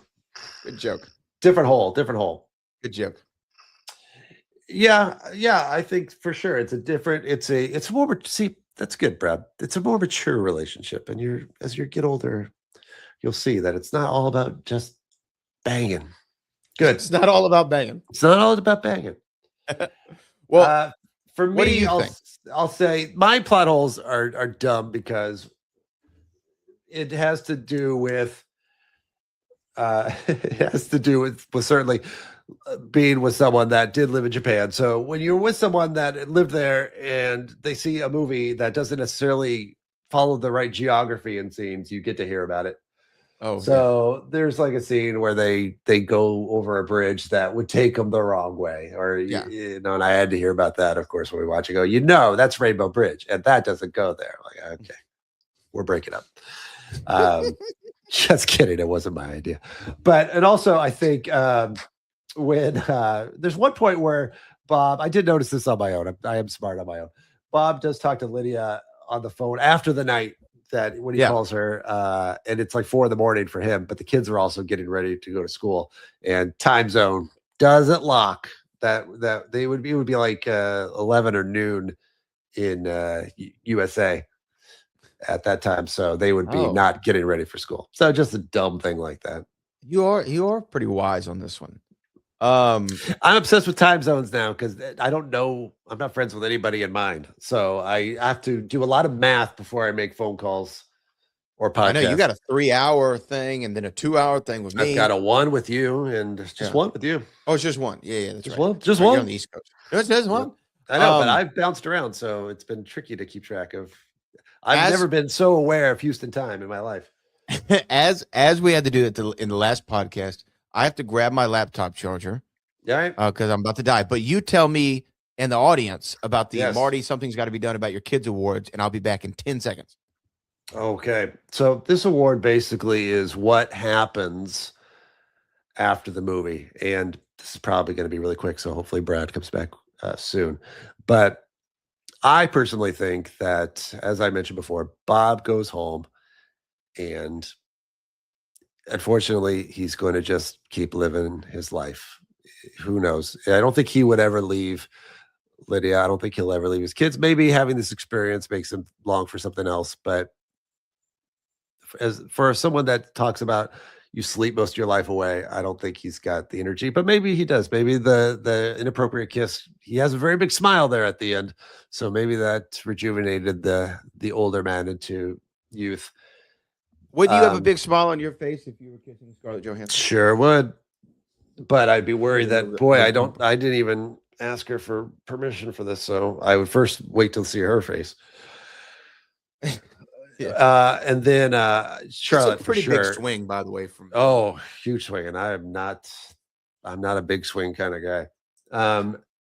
Charlotte is definitely leaving John the second they get back home. In fact, it's a long flight back to LA from Japan. So I have a feeling that it's not going to be a comfortable plane ride for either one of them. And if she tells them at the beginning of the flight, it's going to be a long flight. Yes. I think the exact same thing is what I wrote down. Yeah. Is that Bob goes back to his life and wife and Scarlett leaves hers. Mm-hmm. That's what I think happens. I can't believe we haven't talked about the whisper. There's a whole whisper that who knows what he said. It's true. Although there's some people that have cranked up the volume with technology since then, and they say they know what he says. But I don't. We're not supposed to know, so I don't. I've never actually watched it, so I don't know.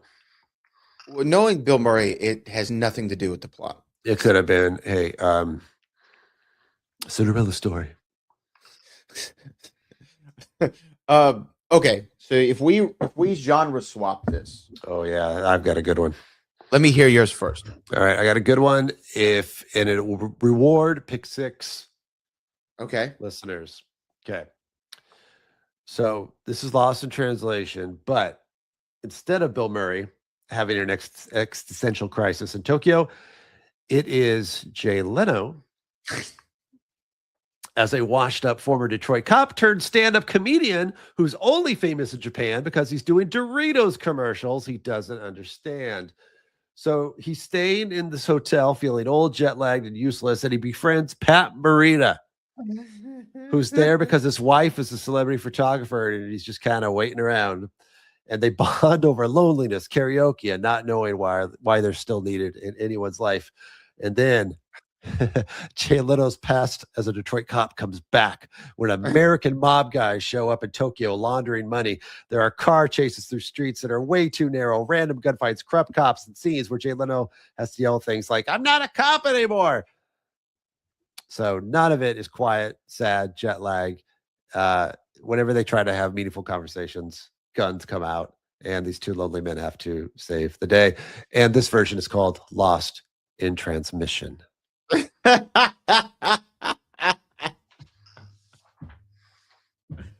can I can't top that. Yes, genius. Bravo. You don't have to top it. Just be Brad. Bravo. Thank you. What collision course, everybody. Yeah, it's a collision course reference. The reason this show started. Um, I mean, to me, I don't know how I'm going to top this because I had You want to stop it. this is such a just a jabroni. Yours is real. Mine Take. is ridiculous. No one's Yours is making ridiculous. loss and transmission. You know, what I was going to say, right, and it's really not that great. It's just you make it a traditional rom-com Mm. and they end up together. Yeah. It destroys what the movie's about, but Then it becomes like Anna Faris is the is the young funny temptress or girl, whatever. and then I didn't have a good one. you just make it Giovanni Ribisi is the other character. No, They there you fall go. in The love. film centers around Giovanni. It's Ribisi. them. Yeah, it's them, and they fall in love, and because they're stupid spouses, even though Anna Faris isn't the spouse. But Giovanni is watching Scarlett run around with Bill Murray. He's like, what am I going to do? And so he goes off and has fun with Kelly, the funny actress, and then they fall in love. So, and then the relationship with Scarlett and Bill doesn't happen. But John and Kelly got together. Okay. Now, I like yours way more. But you also teed up before we started rolling that there is for our SNL Seinfeld Tarantino pro wrestling swap. Yeah. You had a great one. Well, I don't know if it's great now, but I'll say that in this category, this is where we either change out characters with characters from Seinfeld or other Saturday Night Live actors or characters from Tarantino movies or characters from the world of pro wrestling. And so in this one, I made it Seinfeld, and there is no Japan. It's still in New York because we can't afford that on a sitcom budget. But Jerry meets Charlotte at a hotel bar. And in this, because it's the 90s, Charlotte is played by Winona Ryder, which ties us back to Heathers, which was a PIC 6. Yes. And they bond over loneliness. So this is not New York. This takes place in Florida, because Jerry goes down to Florida to visit his parents, but he will not stay with them anymore because the air conditioning is not on, and the bar and the roll-up bed is too much. So he stays at a hotel while he's there, and that's where he meets Charlotte. And they bond over loneliness and everything. But Jerry convinces her that it's actually better to be alone. And he points out all these other couples that are around that are miserable and wish their spouse would go off on an adventure and would leave them alone. And so she realizes, yes, I don't want to be with anybody, and I don't even want to be talking with you.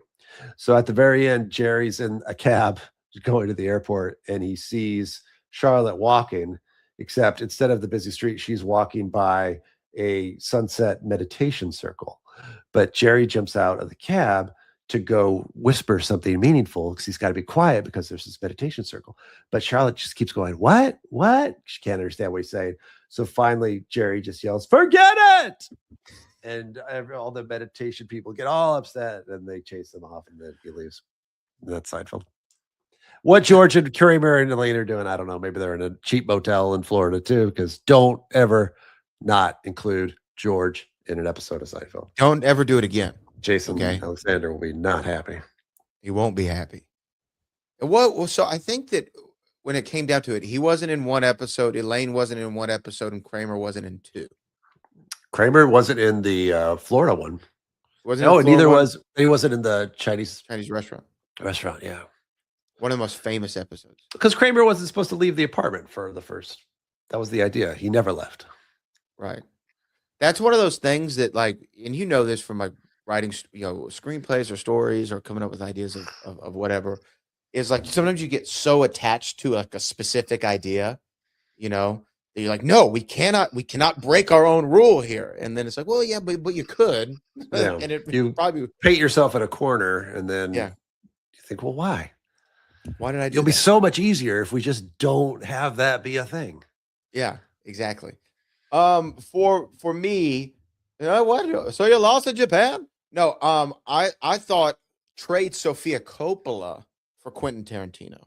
Okay. Oh, okay. Okay. It's a Tarantino movie. And then every time they're in bed together, like having a conversation, you don't see them. It's just the camera's on the feet. Yeah. Which makes the toe part even more Oh of a yeah, thing. you're not gonna. That won't be subtle. You're That gonna won't see be that. subtle. You're And gonna it see won't be that just a toe. toe. It'll be a full Well, and grab of also the foot. Scarlett Johansson in the movie hurts her toe and has to go to the hospital because Right. her toe was injured. Oh, that's totally Tarantino. And then That's going to be like an hour of the movie. You're going to go into the hospital and you're going to see the doctor like mess with it, do the X-ray. and the rip my stockings part of the movie. Oh yeah, that's going to be. We're Much gonna hear longer. that dun dun dun.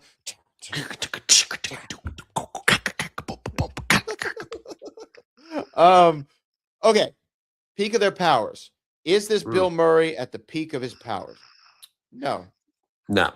This is the beginning of phase 2. Yes. Bill Murray. Because let's look at his let's go to his run real quick again. And then we'll say what his peak was. Because it's not this movie. Although this was normally if you have an Academy Award win, like that's going to be pretty high up there. But like when I really think Bill Murray starts his run as Caddyshack, and he goes Caddyshack, Loose Shoes, Stripes, Tootsie, Ghostbusters. Then he has a couple like, okay, whatever. Nothing Lasts Forever, BC Rock, The Razor's Edge. Then we go Little Shop of Horrors, Scrooged, Ghostbusters 2, Quick Change, What About Bob, Groundhog Day, Ed Wood, and Kingpin. That's got to be it. That run's got to be it. Is that peak of his powers? That's pretty big. But then he's going to end up in all the Wes Anderson movies, and that's a big deal too. He's the go-to. You don't even need to ask him. He'll just show up for that. And as a guy that doesn't just show up, that's pretty big. You know what's actually interesting? I'm looking at this, and in '96, he goes Kingpin, Space Jam, The Man Who Knew Too Little, Wild Things, Rushmore, which was filmed at my high school, Charlie's Angels, Osmosis Jones, The Royal Tenenbaums, Lost in Translation. Mm-hmm. It's a pretty good run too. Yeah, he starts doing at Ed Wood. He starts doing like supporting characters. Mm-hmm. He still has a couple of like Larger Than Life in '96 and Man Who Knew Too Little in '97 were kind of weird little comedies that didn't do very well.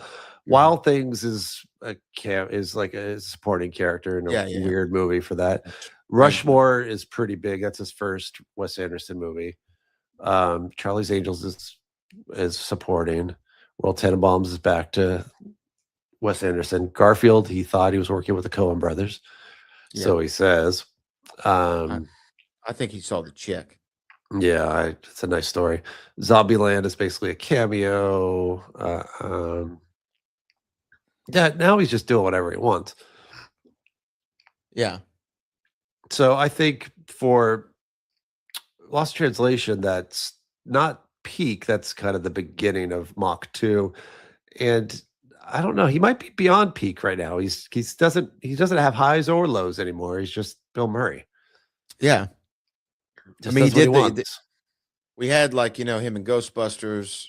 Not the Paul Feig Ghostbusters, but the Afterlife and Frozen Empire. Mm-hmm.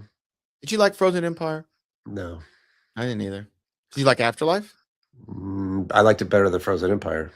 I liked Afterlife a lot. Did you like Answer the Call? No. Yeah, me neither.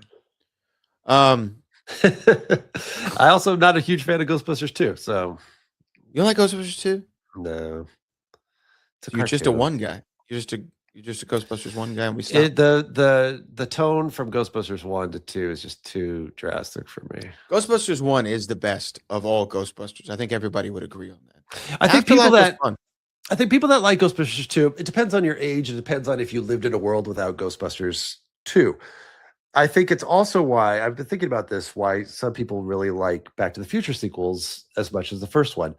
I think if you're like the age of young Brad Gilmore, you've lived your whole life. Back to the Future was always a trilogy. Yes. So it's the tone makes sense. It's 3 movies. If you're older like me, you lived 4 years where there was only 1 and you didn't know there was going to be 2. So you were fine and accepted, and that they went off to the future, and that's the end. So you didn't even think you needed to see what the future was like. And for me, the tone when Back to the Future 2 starts not as much as Ghostbusters 2, but does feel a little cartoony compared to the first one. And so it's a little more jarring for me. The Ghostbusters 2, it's now Slimer, and Janine looks more like she does on the cartoon, the real Ghostbusters, and it was just silly. And there was Ghostbusters had an edge to it. Ghostbusters had, profanity and smoking, and they were just jerks, and they were fat and gross.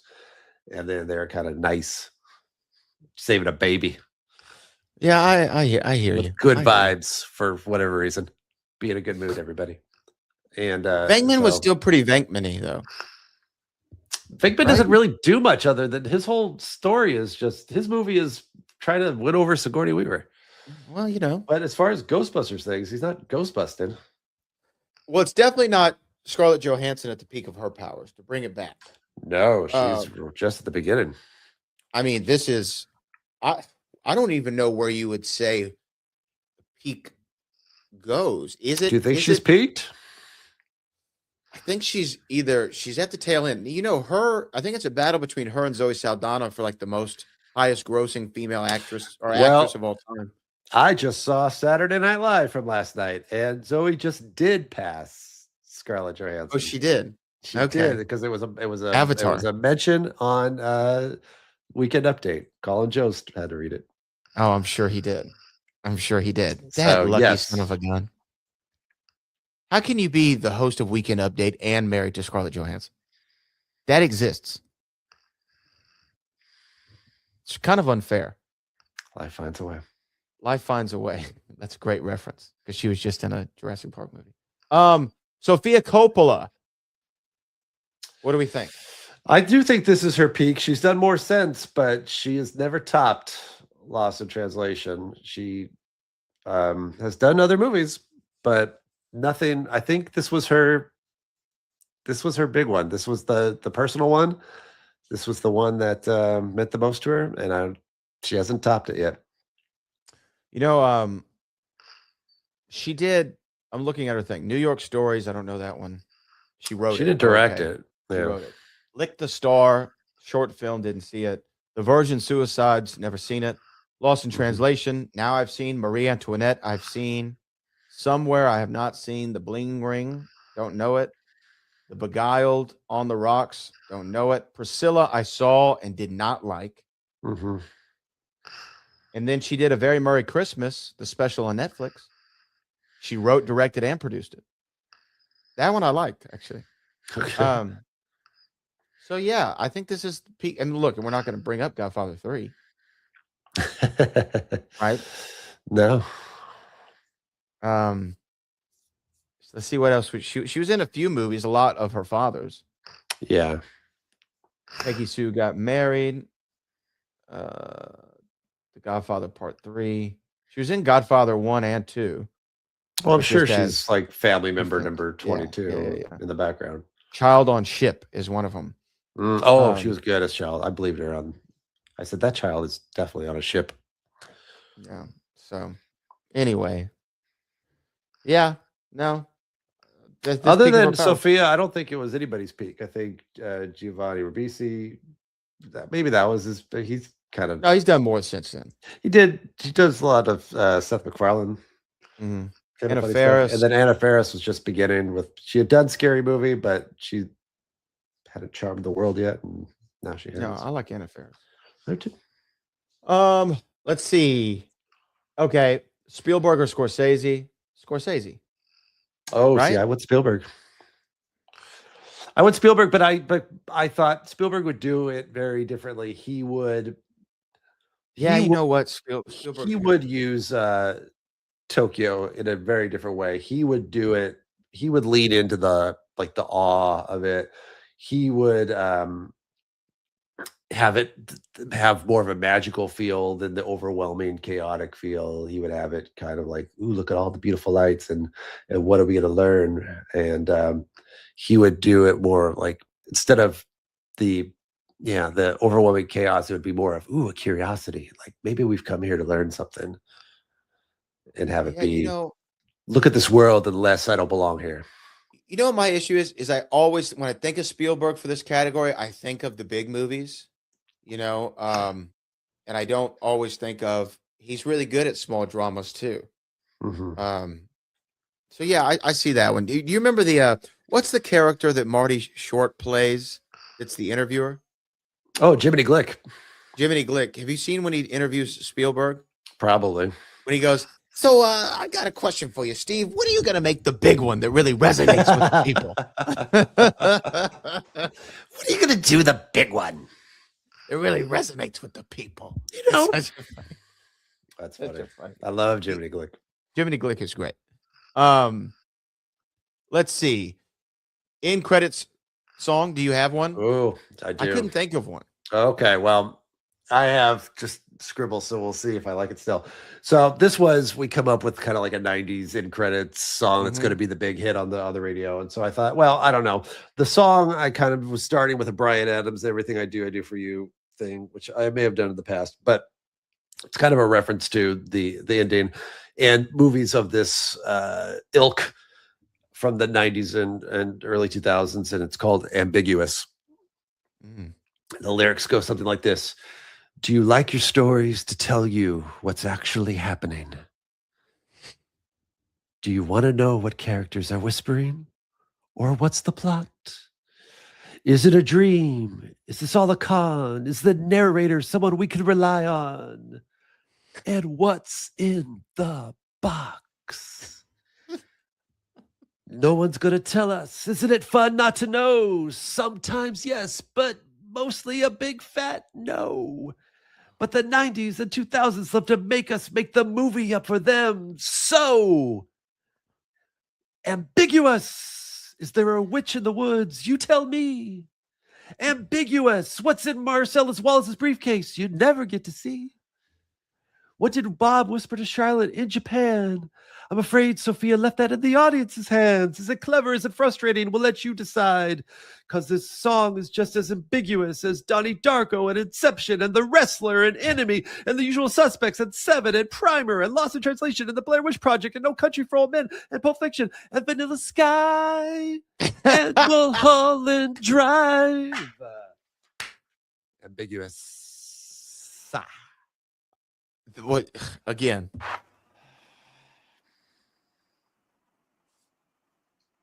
Yeah. Impeccable. Impeccable. How did you pull that one off? You know what? That deserves this. Can I get a great Scott? Ooh. It's been a long time. Great Scott! Thank you, Chris Lloyd, for returning my calls. I can't believe I asked Chris Lloyd to give me a great Would you do Scott. that now? Would you do that now? No. Absolutely Different not. guy. Different guy. Different time. That was pandemic Brad. Pandemic Brad was in a whole different. I can't believe he did it for you. He must have liked you. You must have asked him a good question. You know what? I remember asking him that he had a good answer to is he explained his take on Doc that I never heard him explain it in that way before. And he said, Doc is so big and over the top because it's almost like he has an arrested development. Like, and he's still a child. He looks at everything through a child's prism. You know, what if I could travel through time? What if I had a machine that made me breakfast? What if I, did all these things? And he's like, and so when his excitement is childlike excitement, like, great Scott, I can't believe I did something that worked. That's what his answer I was standing on my toilet. Yeah. That's hanging good. a clock. Hanging a clock. The poster was wet. But look, he was hanging a what? A clock. Time travel. Come on now. Hey. Let's see. Is this true trivia? Trivia. I did see the thing about the whisper was never meant to be heard. Mm-hmm. Right? Like, we don't know what it says. Psst, psst, psst. I didn't see the thing about the kiss was improv. Is there any other is this true trivias that you found? Well, we kind of talked about it, but I'll just say the thing about Bill Murray. In 1999, he replaced his talent agency with an automated voice mailbox that could be reached with an 800 number that he would give out sparingly. And he only calls back when he's interested in working. So Sofia Coppola got the number through Wes Anderson because they had done I think Royal Tenenbaums and Rushmore at that time, and left, according to the story, hundreds of messages, which might be a little desperate, but hundreds. And he finally called back and discussed the offer to star in Lost Translation. And even after that, she wasn't 100% sure if he was actually going to show up for the film. So he had given a verbal confirmation. They weren't 100% sure. So while production was being set up in Tokyo with no sign of him, she started to get nervous, but was assured by Wes Anderson that he was a man of his word. And indeed, Bill Murray landed in Tokyo 1 week before filming. And he did it because she said if it had been him, who knows? Who knows? Who else could it have been? Michael Keaton. Michael Keaton. Michael effing Keaton. I didn't know. I came up with another one while we were talking earlier, but I didn't say it. You want to know? Now's the time. Jeff Bridges. Or Jeff Goldblum. Oh, Jeff Goldblum. For relaxing times. One day you'll be in a Jurassic Park movie too. Oh, very interesting. Very interesting. If you want a good time, yeah, they say you should have a Suntory time. Perhaps. Are you thirsty? I think Sean Connery, but Roger Moore is also played by. You can what about a George decide to do Timothy Dalton. Lazenby. Both terrible. Jeff Goldblum. They're bad, but we capture the essence. The essence is what's important. Yeah. Okay. Here's my other thing. One question for a character. My question would have been for Bob when he's on the plane going back to the States. Do you wish you made a move? Yeah. Did more than the toe? Do you wish you made a move? Take the big swing. Did you have one? I would have asked Kelly, what was it like working with Keanu Reeves? But we already know. We already know they both have dogs and they like Mexican food. The funny thing about we both like Mexican food, that's such a funny line because it's so random. It's a perfect line. Yeah. And what did they talk about? Obviously nothing when Obviously they made that movie. They did not talk at all during that We don't movie. know each other at all. Yeah. Somehow it came out that they were eating Mexican food. They both went, I like this. I do too. It's probably craft services. We talked about who won the movie. I think Scarlett Johansson's also an MVP. Yeah. Of the film. Sequel, prequel, prestige television. Do you have one for this? Yeah, I would say it would be fun to watch, like Bob Harris, 1970s actor. See what he was doing back then. What was the movie with the chimpanzee? Oh, I meant to ask you. Was he supposed to be like a Clint Eastwood of his day? Was it like every which any way? which way but loose? Yeah, right? maybe. Kind of the movie. Well, the clip is from Saturday Night Live, but I think who knows? Maybe just because it was going to be out of context, that they thought, we'll just throw a monkey in, and we don't have to explain any of it. Mm-hmm. But it does say, she does say when she's giving him grief at the end, when they both are kind of mad at each other at the Shabu Shabu restaurant, when she says, the lounge singer maybe would talk about the movies that he made in the 70s back when he was making movies. I guess, that was the time when that was the heyday of chimp movies. Best chimp movie is what? King Kong doesn't count, obviously. Is it Any Which Way But Loose? Have you ever seen that movie? No, I haven't seen a lot of monkey movies. I've seen the Monkey, the horror movie that came out not long ago. Oh, that was a recent. That was a mechanical monkey. Yeah, I did. It's weird, but you know that going in. So if you know that going in, you're like, this is going to be bizarre.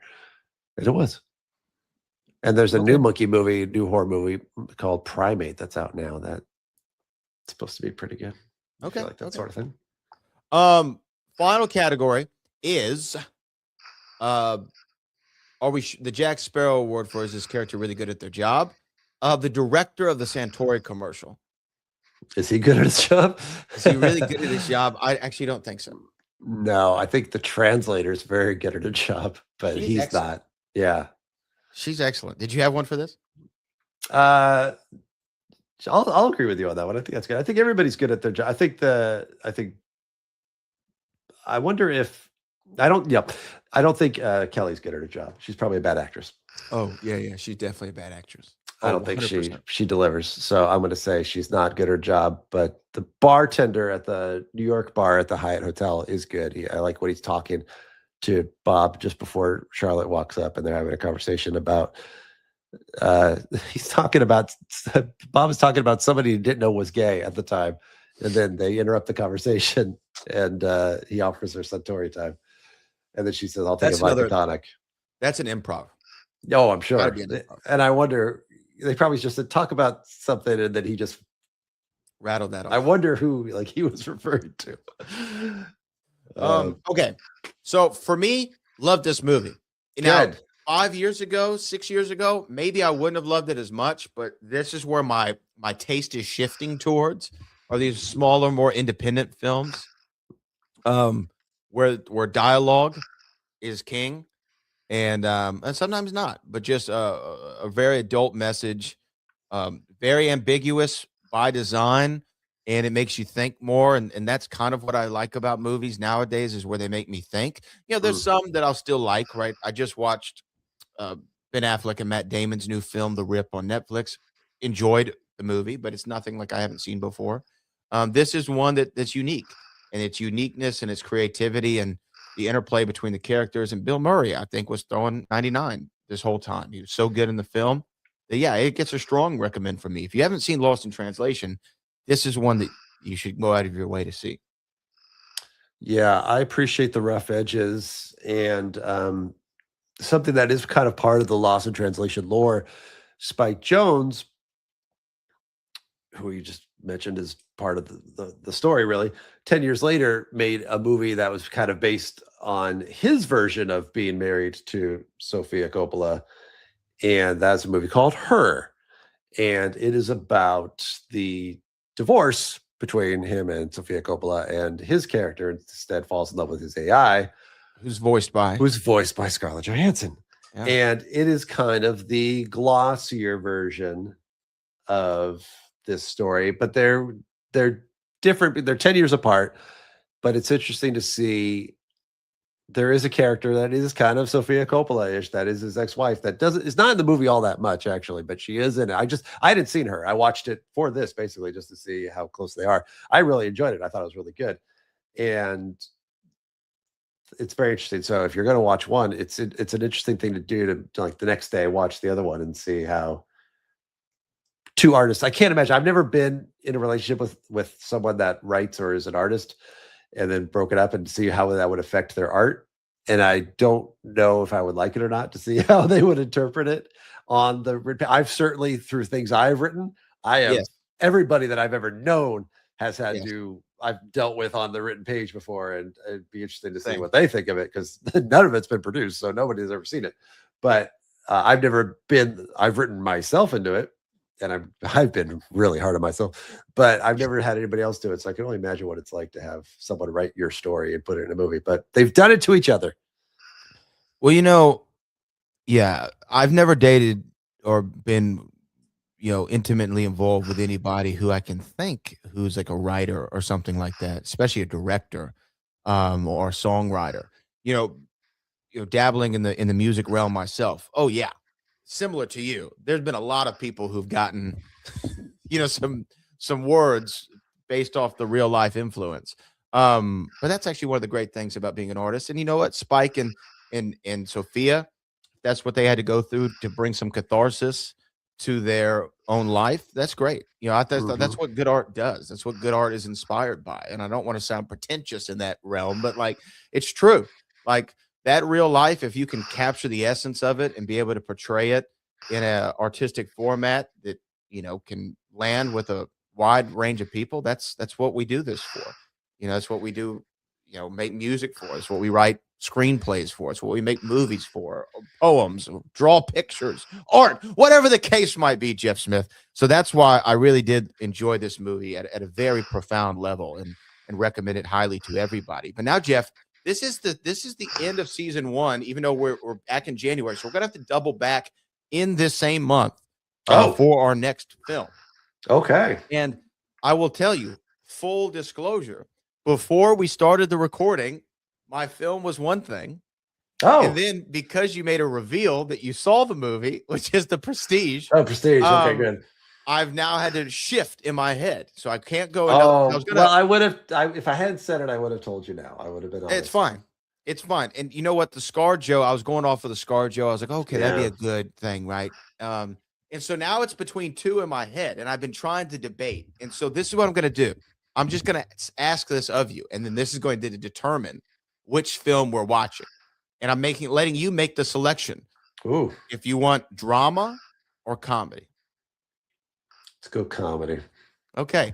So for our next movie, we are watching two of the greatest comedians of their generation. One, the greatest comic maybe of all time, depending on who you ask.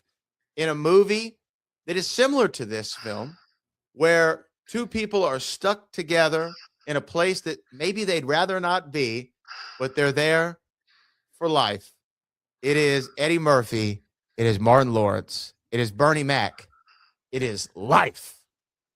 Is the next one on Pick 6. Whew. Okay, I thought for a second, I'm like, how are Jackie Chan and Chris Tucker the greatest comedic team of all time? Oh, don't worry. Rush Hour's coming at some point. I know. I thought for sure. Even when I said comedy, I'm like, let's go.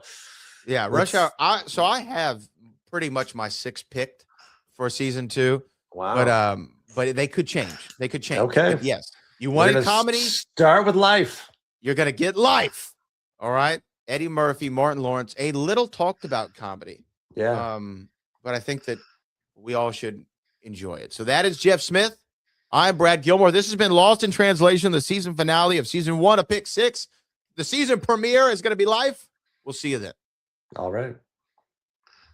Look at that. We did it.